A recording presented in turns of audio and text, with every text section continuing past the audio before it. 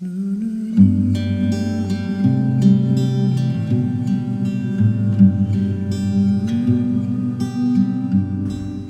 como já estamos há um tempo falando sobre a história do nosso padroeiro, no último encontro nós vimos que ele encontrou também alguns incrédulos, né?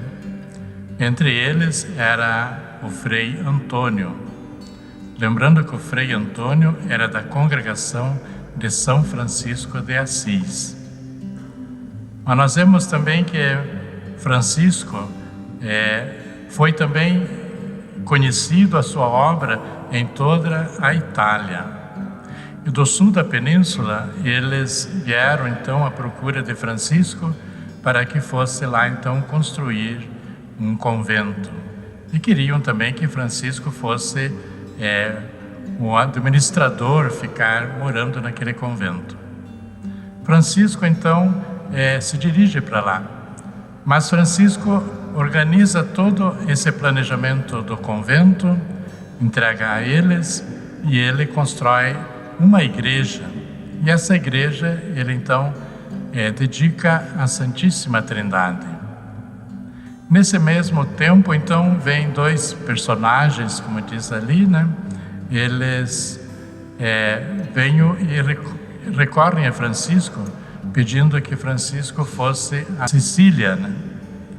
Aonde também, diz eles, a fama de Francisco tinha chegado até a nossa terra e eles gostariam então que Francisco fosse até a Sicília para lá também levantar, diz eles, construir um convento para a sua congregação, a sua ordem.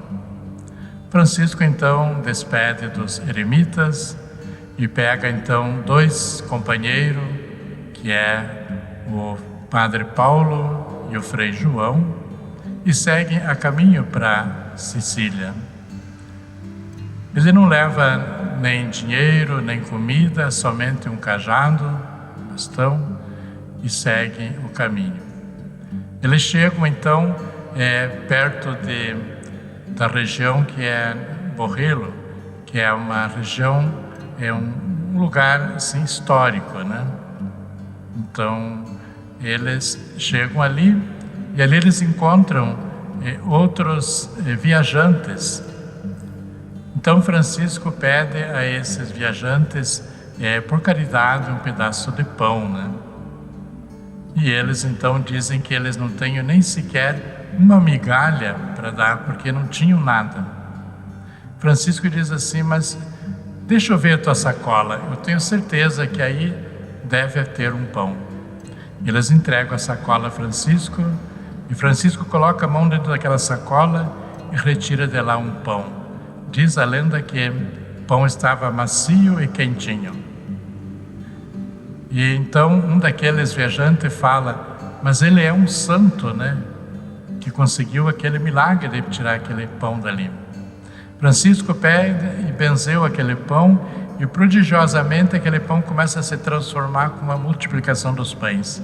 Eles dividem aquele pão, eles se alimentam, guardam o que sobra. No dia seguinte tem de novo o pão ali e eles passam 3 dias, todos eles comendo daquele pão, até chegar perto do porto da Calábria, em Catona.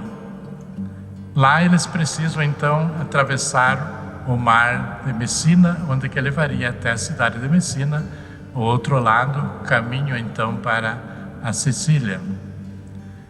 E Francisco então chega diante do mar, não tem como passar aquele braço de mar que seria ali. Então tem um senhor chamado Pedro, que ele atravessava cargas de madeira para a Sicília. Ele levava para o outro lado lá, e Francisco pede a ele por caridade para que levasse eles também. E ele então fala assim: não, se tiver dinheiro vai, se não tiver, não vai comigo.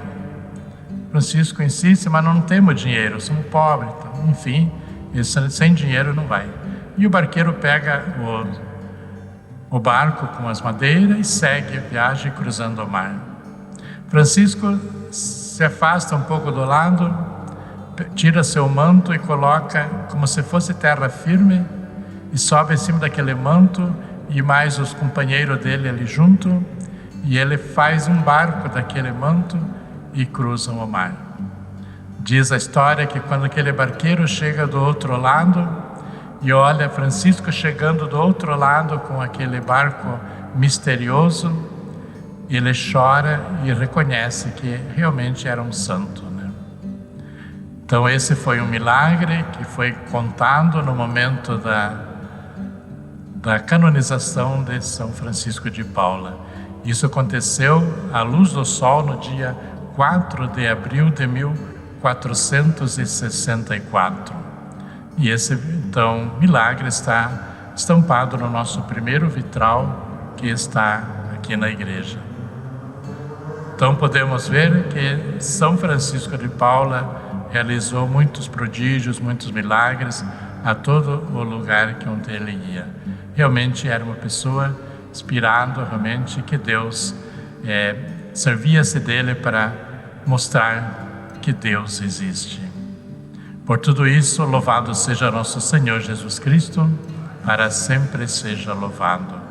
Vemos no próximo encontro que Francisco continua então o caminho até chegar na região da Sicília, onde ele vai realmente iniciar a sua obra novamente lá. E nesse período que ele vai, ainda realiza muitos milagres. Vamos ver então no próximo encontro.